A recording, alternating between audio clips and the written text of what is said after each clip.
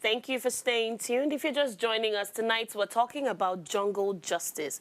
And, if this is the death of trust in Nigeria's justice system. So I'd love to hear your thoughts. Remember, you can join the conversation by sending me an SMS or WhatsApp to 0818-038-4663. My phone lines are also open. You can call on 070-2500-7749 and on 0701-4242-420. Let's hear you and what you have to say. All right, so now we have seen the headlines and the harrowing images, all right? A woman in Delta State, like I said earlier, was accused of child theft. She was beaten and she was set ablaze by an angry mob. No investigation, no trial, just instant execution. This is what happens when fear collides with a broken justice system. Communities feel unprotected. Kidnappings are on the rise. And you see, the security agencies are seen as either being absent or even powerless. The result, people take law into their own hands and jungle justice becomes the order of the day. But where does this leave us as a society? What happens to the rule of law, to the presumption of the innocence? When suspicion alone is enough to end the life, that's outrageous. Anyway, so tonight, we're going to dig into more questions, and joining me to, unpack this disturbing trend is our guest, Emmanuel Ekule, the Executive Director of Elixir Trust Foundation, who is also a security expert. Thank you, Mr. Emmanuel, for staying with us this evening. Mr. Emmanuel, are you there? Thank you for having me. Okay, you might want to increase the volume a bit. I don't know, I can't hear you properly. Can you hear me now? Yes, perfect. Thank you so much. Yeah, so the issue of jungle justice is not new to us as a nation, right? But now it's been sadly brought up again by this incident in Ughelli, Delta State, right? So first of all, I want to ask, in the case of this incident in Delta State, what factors do you think caused residents to bypass official law? What always triggers them to bypass this official law enforcement and take matters into their own hands? So jungle justice on its own is gradually becoming a norm, and situations like this happen when society or people grow impatient with the formal judicial procedures. Maybe also situations where there's lack of trust in existing security agencies. Already we know that currently we have poor community police relationship, slow judicial processes. We are looking at maybe high rates of crime, and then we are not seeing security agencies being proactive in addressing these crimes. You may also be looking at lack of erosion of civic values and all that, where people don't trust the police enough. And some cultures already have it maybe on their own, that's cases where people steal, since civic laws are not being implemented to actually serve the people. Maybe their culture is, if we get you stealing, maybe it's to kill you, or they find ways around it, where you can see a situation that happened some years back in Sokoto, where Deborah was killed by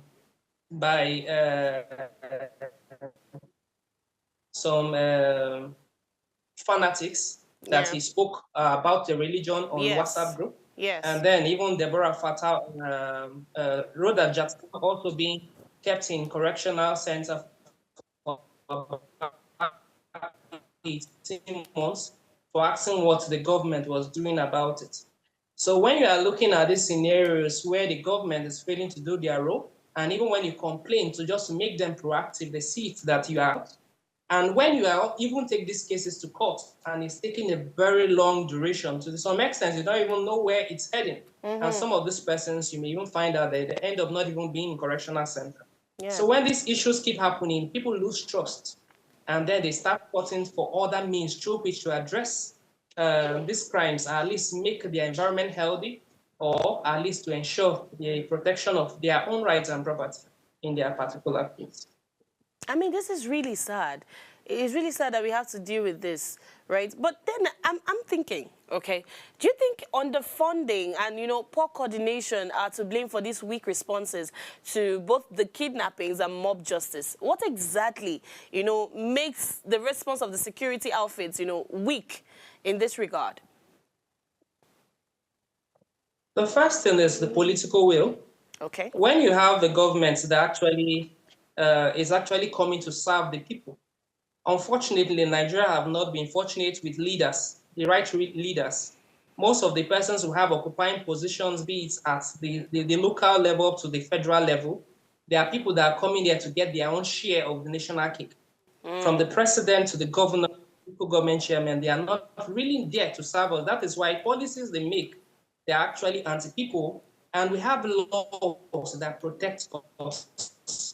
But implementation is also another thing, and this only happens when you lack leaders. But when you have leaders that actually wants to ensure protection of lives and property, which is the primary aim of any government, then you see the police being proactive in implementing these laws, because these police officers or these different commands at different levels, or even security agencies in general, they have vehicles that they work with. They are also being supported at different levels. Be it outside the budgetary allocation being given, you also have something like the police trust fund. If it's not functioning or it's not supporting them enough as expected, they on their own should also learn to speak out. These things, we have said it at different levels, and some communities have also tried to work directly with the police at that level, or policing agencies, be it vigilante at that local level, to ensure that they are being proactive. But in a situation where they have refused to actually respond to the cries of the people, it means they are not interested. Let's not forget, at times of protest, you always see police coming out with all manner of vehicles. They normally have fuel at those times. Normally have even helicopters. Recently happened in Benue, where some people came out to protest about the killings, killings of about 200 persons in Yeliwata. Helicopter came out, and even some persons were shot to even protest that they were being killed. That's the level. So when you look at that, and you don't see the state government or the federal government actually coming out to ensure that culprits are being punished for the crimes they commit, then you start seeing citizens losing trust in the government. They lose trust because the police are supposed to protect them. But then when they have become predators and instead killing them, why should you feel safe working with them? So these issues, so the lack of political will, be it from the government, be it from policing agency, you are also looking at other, in short, even the community themselves also not feeling that they have a role in ensuring accountability.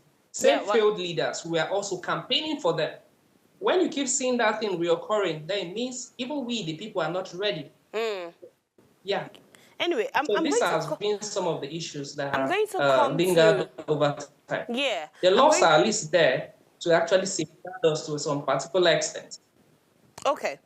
Like I said, I'm going to come to the role of the people, right? But I'm just thinking back, and I remembered a couple of weeks ago, I had a military spokesperson on the show once, and I was asking him how it's possible that we still have bandits, go to ravage a community, and we have to wait until they have perpetrated the crime that they want to before you see the military guys moving and all.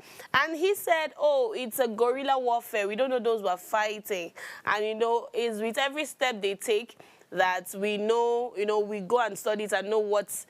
He was just saying a couple of things. But now that got me thinking, and I'm thinking, so does it mean we're at the mercy of these people that, commit these crimes, the bandits, the kidnappers, the robbers? Do we have to wait until they commit the crime before we swing into action? Also, does it mean we lack the equipment, right, the intelligence, the logistics to actually preempt these kidnappers before they strike? Do you understand what I'm saying? Yeah, for me, I've always said it's not that we lack the capacity, one, It's not that we lack the equipment. It's because we are not, or should I not? I will not say we, because I've always been interested. I'll say the government of the day is not interested, just like the formal government. At the same time, security agencies, maybe some of them are not actually being appointed based on competence, or else they won't wait on certain directive, because if you are being made a service chief, you have duties, you have things you are supposed to do, even without any other authorization. There are things you should be doing. So if you are failing in carrying out this to ensure protection, then what is your relevance in the scheme of things and in ensuring that persons are being protected? So there are equipment. Even before this particular administration came on board, if you look at the handover report of the former President Buhari, they already spoke from, they were already 38, that during their time, they supported security agencies with 38 aircraft and 36 was ordered. Outside that, they have also about 700 motorable equipment that were also supported. There are about 400 plus boats and all that being given, added to what was already existing. Let's not also forget that during Buratai's time, he was also saying that there's a facility that is producing some equipment also within the country, or assembling equipment within. And if you look at the budgetary allocations, also this last few years, it has always been in trillions. So That's right. what is this money being invested into? What is the capital that is being, these monies are being used for? And at the end of for what achievement? There's also no audit. So if these are being put together, you see why these persons have not been interested. Not that, as I said earlier, not that they are not, they don't have the capacity, they are just not interested. How come people, murderers are being just, somebody wakes up without any criteria and said, a terrorist is a repentant terrorist? I was going to come there. I was going How? to come there What is the because criteria being used? You know, what is the criteria being used that you just wake up one day and say somebody's repentant? Meanwhile, people stealing biscuits are being lynched and murdered on the streets, but people carrying weapons, villages raiding, raping women, killing people, displacing people in millions. And then we are still going to negotiate. We are still going to negotiate. It speaks to the competence of anybody coming to lead us as a country. It speaks to the quality of policing service chiefs. It speaks to the leadership of the IGP. It speaks to the leadership of all the security agencies. For me, I've always said, if you give certain persons opportunity to lead and they fail, there should be punishment for failure. We are rewarding failures. And this, if we want a country that works for you, we cannot keep doing this. Insanity is doing the same thing over and over and expecting different results. We want to get there, except we start giving the appropriate rewards, be it for failure or be it for competence.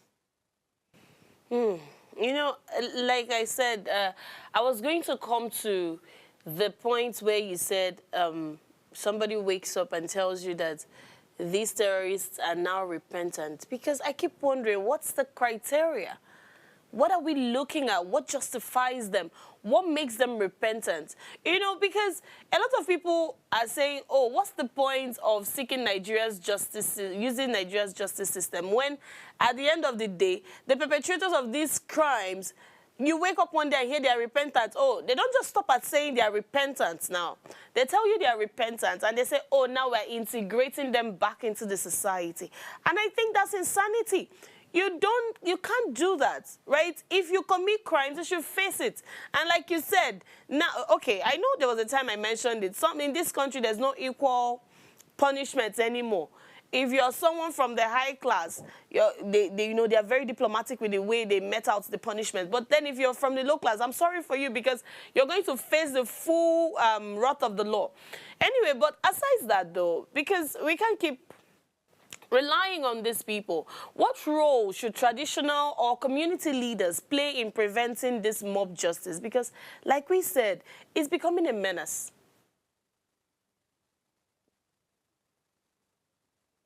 So For the community to also ensure the law works, they have a role. I think currently the, the community leaders interact a lot with the government of the day.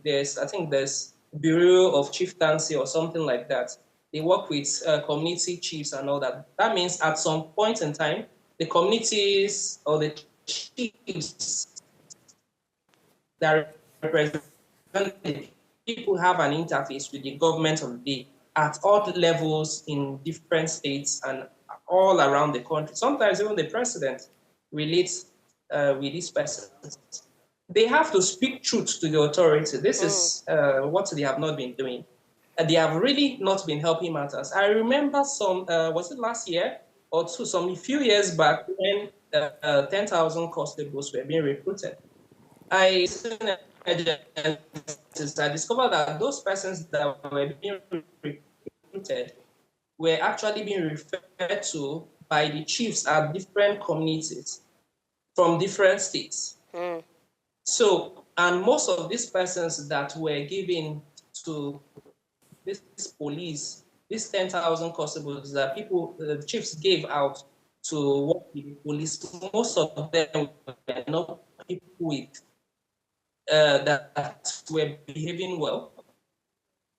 They were like the stubborn ones in the community. So the police, they felt pushing to the community, they felt pushing them out to the police. The system will actually change them to a better person. In the Catholic Church, they say the rights and ordination of a person does not change him from a sinner to a saint. It requires purposeful people. If there are certain persons willing to occupy those positions and really work for the good of the people, and then you are getting people that by nature or they have been bad or they have chosen to live that corrupt life and bringing them to work in the police, it means indirectly the community has started corrupting the system already. So the community at this level now have to Mr. Ikule, looking for the goods, the best of the best from the communities. When they give letters, a part and parcel of the policing agencies with the government, they should learn to speak the truth to them. At the same time, they can also give press releases to the government that this and this committee also can also speak to particular king in such committees. I'm with you. okay, great. I wanted to say your network is a bit shaky. I'm with So we're going to have to run on a quick break and then have that fixed, and then we'll come back to you. Don't go away.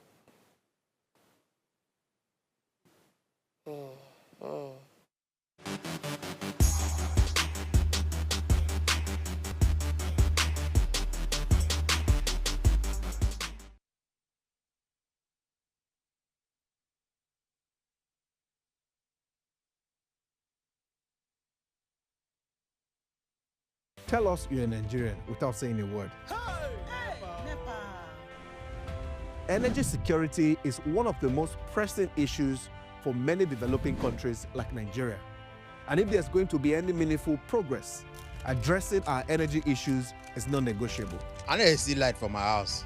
Make them do something. Band A is expensive. I literally have to turn off all my appliances just to reduce costs. We need light. Introducing the Energy Outlook, your go-to show for everything energy. Every week, we'll bring you the latest insights, innovation, and in-depth analysis of Nigeria's energy sector. From policy discussions to regulatory insights, we'll analyze the key decisions influencing growth and sustainability in the energy sector. We'll bring you the human stories behind the headlines, giving you a personal perspective on the broader energy challenges. Join me every Friday at 6 p.m. for the Energy Outlook, your guide to the future of energy, where energy means business.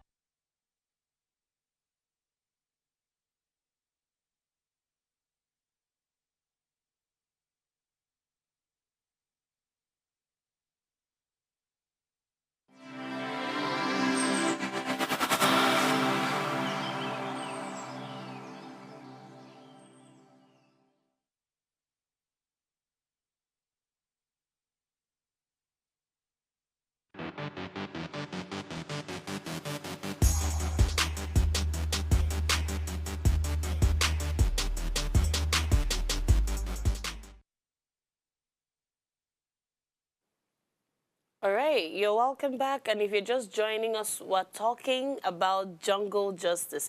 And we're asking, is this as a result of the death, of trust in the Nigerian justice system? And I have Emmanuel Ekule talking to me about this. And I want to find out if he's still there. Mr. Emmanuel, are you still with us? I am. Okay, so I'm guessing we fixed what the problem is. Okay, so let's come to state policing, all right? Because, it's conversations like this that brings up that dialogue of state policing. So do you think the rise of vigilante groups, all these, response teams that communities have set in place, do you think this is coming as a result of, this state policing not being enforced yet? Do you think that's the reason we're seeing more of this? Because as the mob actions are happening, some states are trying to help themselves. So you're seeing a lot of vigilante groups and all. So do you think this is the reason? I would say critical that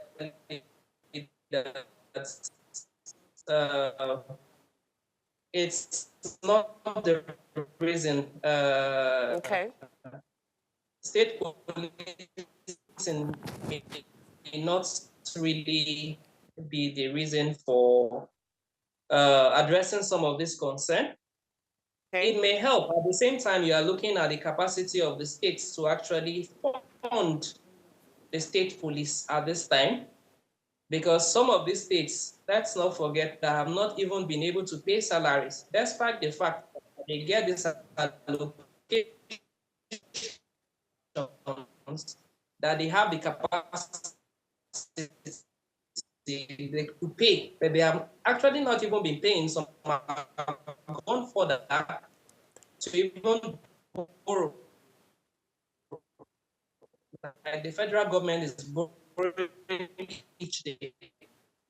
So the first thing we should be looking at is why public offices, one, the quality of persons we send into policing agencies, two. Those things are very, very important, that critical at this particular time in our history. Just pushing the police. Let's not forget that the current security agencies we have a lot of rotten eggs inherently embedded in this particular policing agencies. We need to uproot them. We need to use them as scapegoats, or purge the system of all the corrupt officers or all these unprofessional officers within the system first, before we go further. At the same time, can also state governments start up.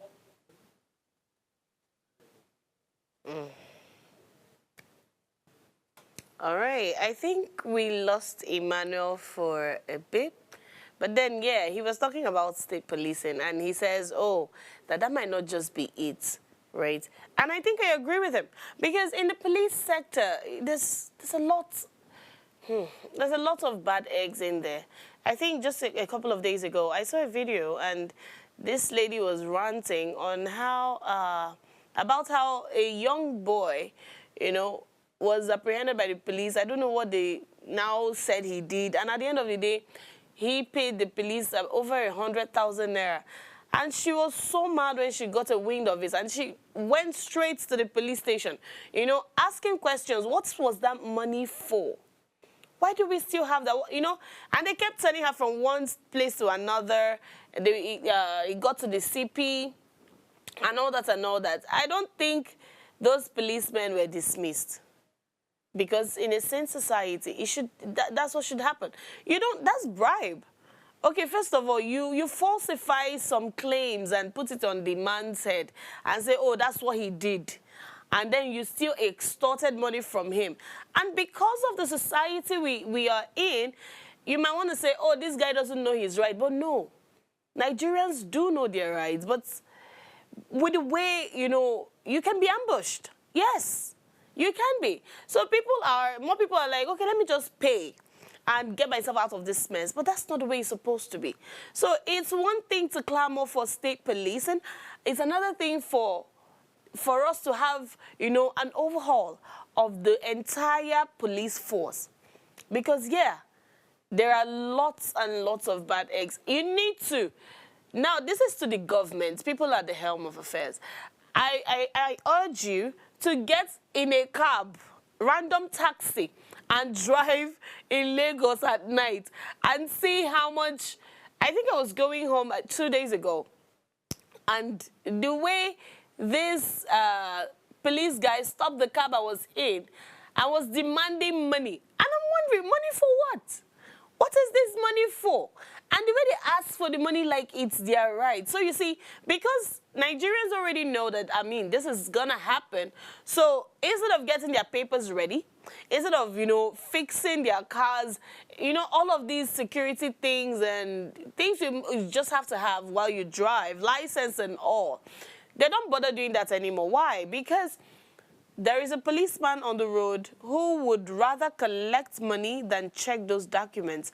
And that is the state Nigeria has been reduced to. Like I said, get in a bus, get in a cab, taxi, drive along the road and see what happens. They don't even check vehicles anymore for maybe carrying things or, you know, how people check the trunk of your car and all of that. We don't do that anymore. We don't do that anymore. So it's easy to see the level of distrust Nigerians have in this justice system, because even the policeman you're bringing, at the end of the day, they're very gullible. Sorry to use the word, but now the person that committed the crime can easily just pay. You know, when they pay, police will let you go. We were just talking about repentant terrorists. I have never been able to understand the concept of that repentance. Yes, you can be repentant, but do your jail time. All right? Because you have killed people. You have rendered families childless, you know, fatherless, motherless. And some of these people, right, even after ransoms are paid, they still kill them. Okay, and then these are the people you collect, and you tell me they are repentant. Who gave you the right to call them repentant? How are you sure? What yardstick did you use to measure that? And then you don't just call them repentant, you integrate them back into the society to continue what they have been doing all the while. Nobody's going to tell you, oh, I was an ex-convict and I learned my lessons and, oh, no. Of course they will act repentant. They were caught. So they would be sorry for being caught. They will never be sorry for doing what they are doing. But now, how do you decipher who is sorry for being caught and who, you know, all of that really, right? So security agencies have to work extra hard. I don't know how you're going to do it. But you see, all the security outfits in this country, there is work to do to rebuild the trust that citizens have. Okay, let's go to the forthcoming elections in 2027, right? Like we have seen over the years, the police are like puppets. Well, not all of them. I don't want to generalize, right? But a lot of them are like puppets in the hands of these politicians. So instead of you to see, you know, ensure there's law and order, you are now acting as a bodyguard. You are acting, doing the biddings of whatever politician. It's such a far cry from your job description. I understand I have Emmanuel Ikule back here. Mr. Emmanuel, are you here with us? Mr. Yes, Emmanuel? I am. Oh, beautiful. Thank you for coming back. So I was going to ask you, right, aside this state policing thing, how do you think security agencies can rebuild distrust in citizens? Because, yes, there's been a lot of damage. How do we rebuild distrust enough that citizens will hand over suspects instead of resorting to mob actions? So the first one is the security agencies cleaning up themselves, purging themselves of misconduct, because they are working with people and people are actually watching what they do. So if they start purging themselves of this misconduct or bad behaviors, the community will start trusting them that, yes, the remaining persons that are still in the system will actually work for them. At the same time, if they also start being responsive when people reach out to them to come and apprehend suspects in the community or in the society, and they actually do that without taking advantage of money to extort people and all that to a particular level, people will start trusting the process. We are also looking at a system where for the military, they have become like judges, because their work is to apprehend criminals and take them to the court, and let the court decide whether these persons are repentant or not. Yeah. If they on their own, we are not seeing them as even repentant officers. Talk more of them having the competence to even proscribe or give court. They have become courts and then claim people are repentant. At the same time, give them the repentant treatment. Meanwhile, people in correctional centers that committed less crimes are there. And most people now in correctional centers are gradually even becoming graduates, going through school, open university and all that. Even this type of persons, the government is not really giving them attention or giving them jobs when they are through. But they have paid attention to criminals in the society that are still roaming around with AK-47s, with sophisticated weapons, and then you claim they are repentant. The same people, you just automatically put them back in the society. It means there's something the government is not coming out to actually say. Why are these persons not punished? Why are they not allowed to face the wrath of the law? Is it that the current crop of military personnel are not competent enough to actually address this concern? If the leadership to do this work and give them ultimatum, we are giving you 6 months to trash out this issue of terrorists. We are giving you 1 year. We are giving you this time. If you fail to do it, you even be punished. And then the monies being given or accrued to you will also be audited. When was the last time military budgets have been audited? How can you be spending trillions without accountability? And then our judicial system also needs reformation. Certain persons should be, before you are being appointed to handle cases, there should be some level of competence, and also there should be audit of all the criminal justice system, be it the police, be it the judges, be it the correctional system, system, so that certain persons that have been found wanting over time can also be brought to book. Then citizens on their side also need to also enlighten themselves. There are a lot of laws that speaks to these crimes, because jungle justice on its own is a crime. We have Violence Against Persons Prohibition Act. We have of 2015. We have Administration of Criminal Justice law and act that speaks to the processes for prosecution and judgment. We have Anti-Torture Act of 2017 that prohibits all forms of torture. We have the Nigerian 1999 Constitution, Section 33, that also speaks to right to life. 34 speaks to dignity of human life and all that. There are a lot of laws, even the criminal code and all that. It criminalizes homicide, murder, mob killings and all that. So our laws speak to this, and it's expected that even when these situations happen, policing agencies are supposed to arrest those responsible for jungle justice and bring them to book. But at the same time, while you are doing that's the secondary aspect, you're also looking at the root of this, why people are going to this.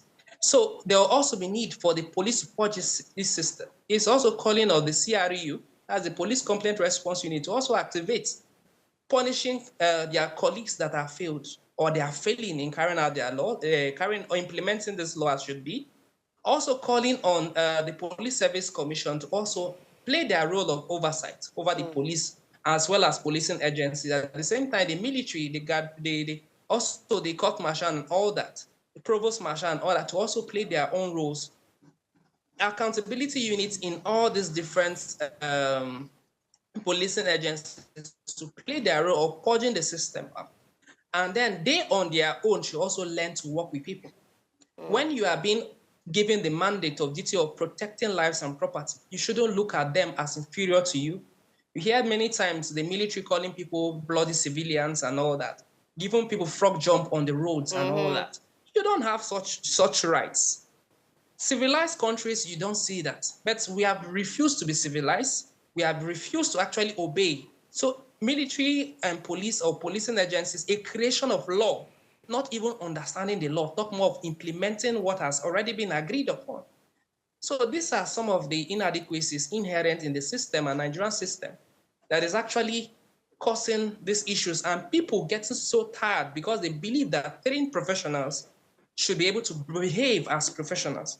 But when you see that they are failing and you are not seeing any solution in sight, people resort to actually being the solution themselves and giving rights to jungle justice, which shouldn't be, and jungle justice itself being a crime.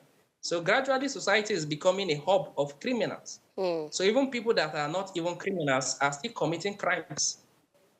But then, So that's where we have found ourselves. yeah, just before we let you go, I know you are very, you're really into this security conversation. You're at the forefront, right? So I want to ask, over the years, right, what has it been, the response of the people, in sensitization, the education, on how to allow the law take its course and stepping back? How have people received it? So 2 years ago compared to now, is it getting better or is it getting worse? It's both sides. Okay. Before 2020 NSAS, a lot of persons, even people that we are being affected by police or professional misconduct, a lot of persons were not ready to come out and speak their truth. But from NSAS, a lot of persons have gotten the confidence to actually speak truth to authority and tell their truth about what they are facing from the security agencies and from the government. So people have been more bold now in speaking what they have been going through and what they have been facing. But at the same time, the government on its own is only playing lip service. It has not actually tried to fix these issues that people have been complaining about. So it's more like the citizens are now more enlightened to speak, but the governments and policing agencies are yet not ready to actually do something about in fixing these issues being raised. We, on our own, currently in Benue, we are pushing towards activation or operationalization of the complaint response units, because the Benue is gradually becoming a hub where security agencies do whatever they want, and they are more like above the law. So to ensure that they are actually operational, people know that they exist, and also the police command also ensure the operationalization of such units, as well as sensitizing people about what the role they play in actually ensuring that policing misconduct are actually being addressed at all levels. And it's being captured in the Police Act. Section 130 to 133, thereabout, speaks to the duties. Some states have started, like Lagos, Benue, we did training for them, and we're hoping that subsequently there are more engagements and these persons actually activate. But as we speak, people want to talk, but sometimes if you talk, you are also being even punished for even talking, just like we spoke about the protest. All right, Mr. And Ikule. still, on the first, people may still be coming out to protest and talk about the ills inherent to the system. We hope that the government will listen and then do what is needed instead of still criminalizing these voices. Thank you. Thank you so much. Thank you so much, Mr. Emmanuel Ikule. That's all the time we have, unfortunately. But thank you for your insights, and we hope to do this again. All right, have a good evening. So you see, jungle justice may feel like instant relief, when fear stalks the streets. It promises swift action, retribution, satisfaction even. But you see, at what cost? That's the question. At what cost? When mobs replace courts, when emotions override the rules, when we risk becoming a society where violence is normalized, justice can't be satisfied by touching someone in public. It must be measured, accountable, fair even. We have to race against fear, really. All right? If we want peace, we must insist on law. If we want justice, we must demand process, because otherwise, jungle justice once it grows, scars everyone. the offender, the victim, the community, and even your conscience as a person. So let's find a balance. Let's make peace with the fact that we have to step away from that and allow the law to take its full course. That's all we have for you tonight. Thank you so much. Before I let you go, of course, you know you would subscribe to our channel on YouTube at Official Upgrade TV. You can interact with us further. Drop a comment. Follow us on all social media platforms. Remember to like, share, and invite your friends and family. And before I go, if you missed the quote earlier, it says, "An eye for an eye leaves the whole world blind." And that was said by Mahatma Gandhi. My name is Choma Kalu, and this has been Ways Prime Time. I hope you have a good weekend, and I'll see you next week. Bye-bye.